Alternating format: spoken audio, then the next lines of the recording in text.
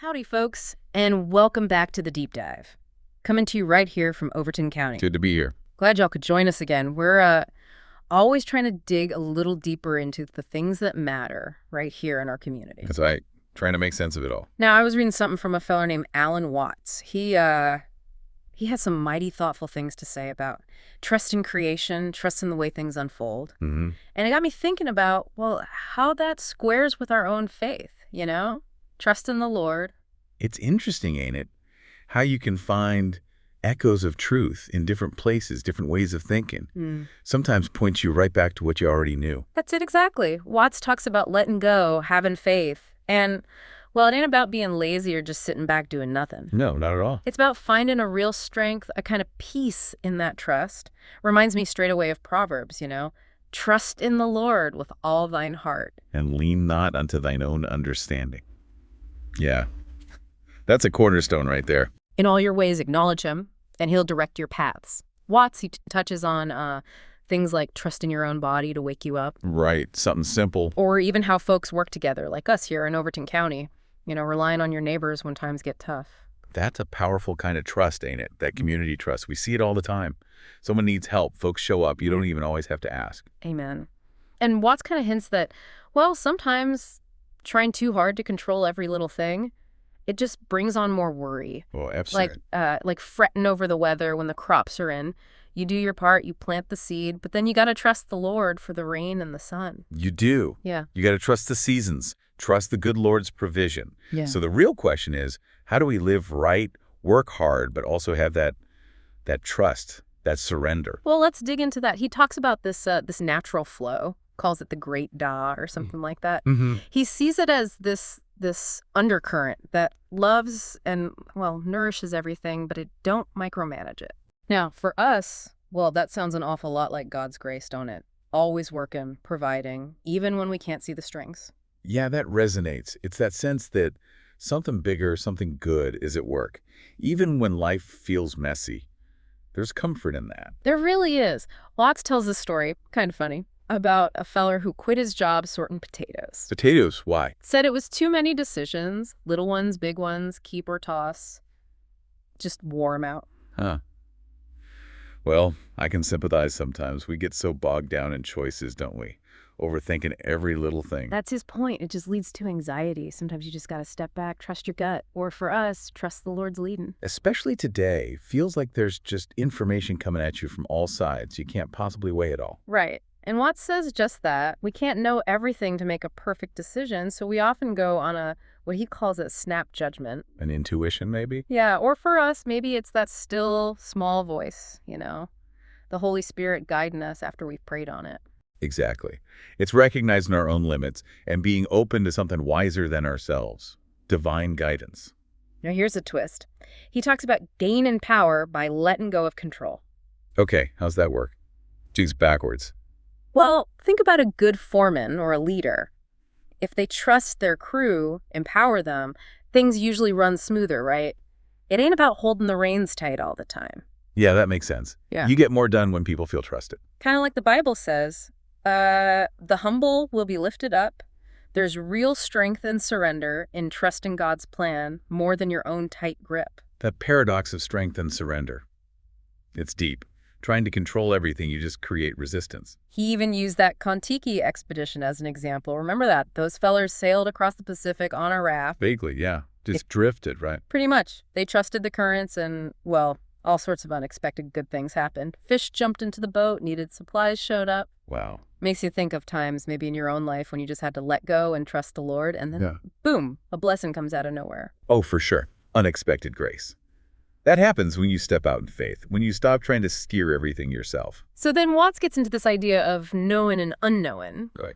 He suggests that sometimes real wisdom is admitting you don't know everything, and you can't. Well, that certainly applies to understanding God, doesn't it? His ways are higher than our ways. Absolutely. We can't possibly wrap our minds around the Almighty. There's a humility in just accepting that mystery. A necessary humility. And he points out how early Christians, their emphasis was really on faith, trust, believing maybe more than on perfect knowledge or understanding. That's true. Faith was the bedrock. Relationship over rigid comprehension. And he talks about something called dark knowledge or unknowing. Not ignorance, but But like knowing God beyond just facts and figures. yeah, knowing through awe, through experience, realizing he's bigger than any box we can put him in. Think about the Trinity. Can we explain it fully? Not with our human minds, no. We accept it in faith. Right. So some truths are just deeper than explanation. That's the knowing through unknowing. It's a knowing of the heart, maybe. A recognition of the infinite.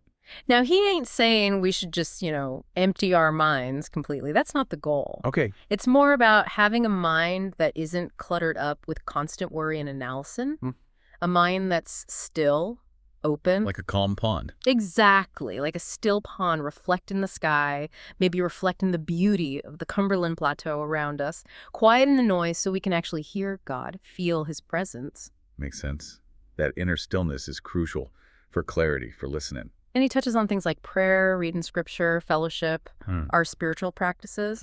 He says it ain't just transactions, doing this to get that from God. Right. It's not a vending machine. No. It's more like an expression of the blessings we already have, like singing hymns in church on Sunday morning. It just pours out of you. It's devotion. It's connection, nurturing that relationship, an outpouring of the Spirit, like you said. He uses this analogy.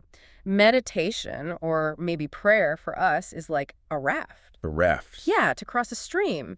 It's useful, necessary for a time to get you across, but you wouldn't carry the raft around on your back once you're on the other side. Ah, okay. So don't get stuck in the practice itself. Exactly. Don't let the ritual become empty, disconnected from the heart of your faith.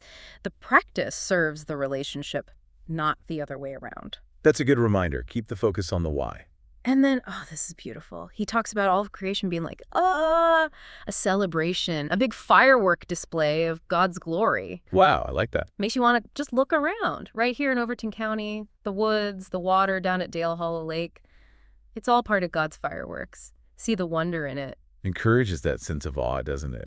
Just appreciation for everything God made. Yeah. Now, he also kind of says the world only seems complicated because we try so hard to figure it all out, analyze it with our limited minds. We make it complicated. Sometimes, yeah. We overthink instead of just trusting. Trusting God's plan. Trusting the rhythm of things. Our tendency to pick everything apart. Yeah. Maybe it obscures a simpler truth sometimes. He gives this example. Dissecting a flower. You learn all the parts, the stamen and the pistil and all that. But you kind of miss the simple beauty of the flower, just being a flower. Blooming. You lose a whole picture. Right. So appreciate the whole thing, the simple grace of the wildflowers growing along the road. Don't always need to tear it apart to see its worth. Just value the beauty, the wholeness. That's profound. And finally, there's this story he tells about a king, King Yajnadatta. Okay. Apparently the king went kind of crazy for a bit and thought he'd lost his head. Couldn't find it anywhere. Looked in the mirror. Nope, not there. Wait, how can you not find your head in the mirror? Well, that's the point. He was looking at the reflection, trying to see his head as an object, instead of realizing the head was the thing doing the looking. Okay, I think I get it. We look outside for something that's already within us. That's the idea. Like us maybe searching everywhere for God or for peace or our true selves when he's already right here within us through Christ. The kingdom of heaven is within you. Yeah. Jesus said that. It's realizing the divine presence is already here. Watts says the self we're looking for. It ain't some separate thing. It's experience through our awareness, through how we see the world. Which for us ties right back into finding who we truly are in Christ. Yeah. Our identity is in him. Exactly. And he gives a little warning, about getting caught up in endless seeking. Always looking for the next spiritual high, the next answer. Instead of recognizing what's right in front of you. Yeah. Recognize God's presence now. Right here. In your everyday life in Overton County. It ain't always somewhere else. It's here. Be present. Recognize the divine in the ordinary. That's powerful. So, trying to kind of wrap this up. It's about trusting God's plan, yeah. Definitely. Finding strength when we let go a little. Realizing we ain't got all the answers, and that's okay. Humility and unknowing. And just truly seeing and appreciating the blessings we already got. Right here, right now. Timeless truths. They fit right in with our walk of faith. And you can see it play out right here in Overton County, can't you? Trust in your neighbors. Trust in God's leading when you head out for the day, whether it's on the farm or in town or just at home. Living with purpose, but also with that deep trust in His providence. That's the balance. Okay, so here's a little something maybe you can try this week. Just a thought. Right. Find a quiet moment each day. Maybe looking out over the hills, maybe sitting on the porch swing. Just quiet your mind down for a second. Listen. Listen for that still small voice. Mm. And think about one thing, just one area in your life where maybe you're holding on too tight, worrying it too much, trying too hard to control the outcome. Okay. Identify that thing. Yeah. And then just offer it up. Offer it to the Lord in prayer. Tell him you're going to trust his wisdom, his grace with it. Let go just a little bit.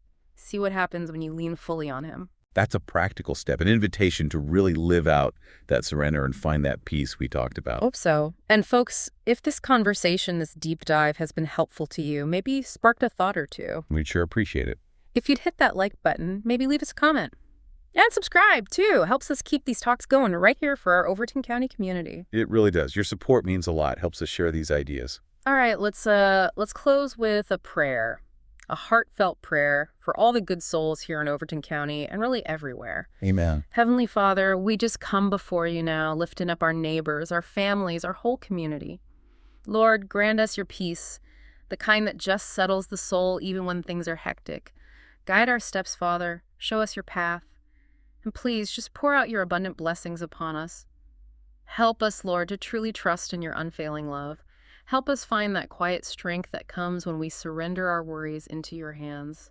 In Jesus' name, amen. And just a big heartfelt thank you to every single one of you for spending your time with us today.